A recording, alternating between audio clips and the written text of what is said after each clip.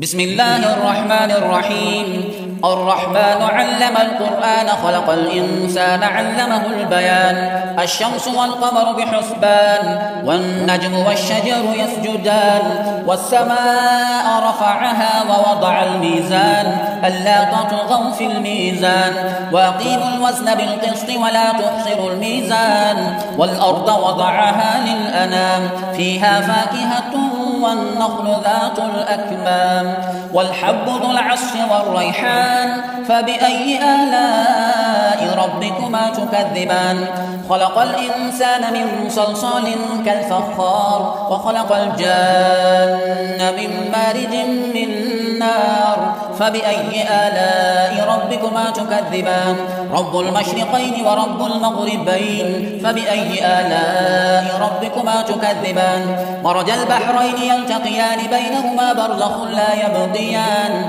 فبأي آلاء ربكما تكذبان يخرج منهما اللؤلؤ والمرجان فبأي آلاء ربكما تكذبان وله الجوار المنشآت في البحر كالأعلام فبأي آلاء ربكما تكذبان كل من عليها فان ويبقى وجه ربك ذو الجلال والإكرام فبأي آلاء ربكما تكذبان يسأله من في السماوات والأرض كل يوم هو في شأن فبأي آلاء ربكما تكذبان سنفرغ لكم أيها الثقلان فبأي آلاء ربكما تكذبان يا معشر الجن والإنس إن استطعتم أن تنفذوا من أقطار السماوات والأرض فانفذوا لا تنفذون إلا بسلطان فبأي آلاء ربكما تكذبان يرسل عليكما شواظ من نار ونحاس فلا تنتصران فبأي آلاء ربكما تكذبان فإذا انشقت السماء فكانت وردة كالدهان فبأي آلاء ربكما تكذبان فيومئذ لا يسأل عن ذنبه إنس ولا جان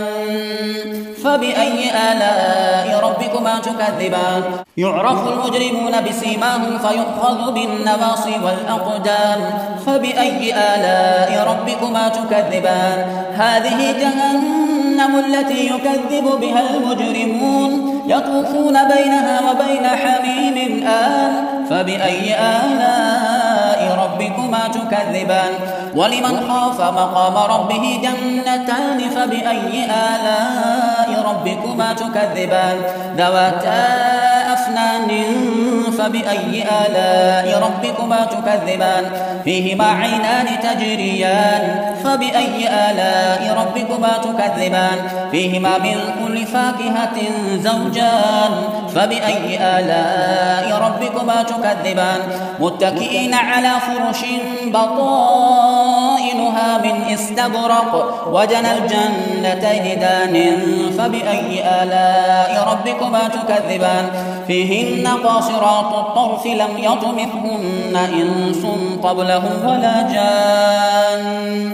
فبأي آلاء ربكما تكذبان كأنهن الياقوت والمرجان فبأي آلاء ربكما تكذبان هل جزاء الإحسان إلا الإحسان فبأي آلاء ربكما تكذبان ومن دونهما جنتان فبأي آلاء ربكما تكذبان مدهامتان